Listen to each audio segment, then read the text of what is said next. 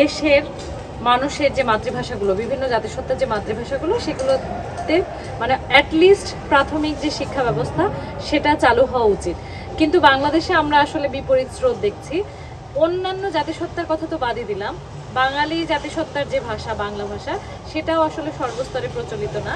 প্রাথমিক বা মাধ্যমিক পর্যন্ত ঠিক আছে, কিন্তু এর পরবর্তীতে আমরা যদি উচ্চশিক্ষার কথা বলি, বিশেষ করে বিশ্ববিদ্যালয় পর্যায়ে, তাহলে আমি বলবো যে প্রায় সকল বিষয়েই পড়ানো হয় ইংরেজি ভাষায়, এবং চেষ্টা করা হয় ইংরেজি বইগুলো ফলো করতে। কারণ এই যে আমিও ফলো শব্দটাই বললাম, অনুসরণ করতে, কারণ বাংলা ভাষায় আমরা এখনো ওইভাবে পাঠ্যপুস্তকের যে মানে বইগুলো, সেগুলো এখনো প্রকাশ করতে পারিনি সেইভাবে।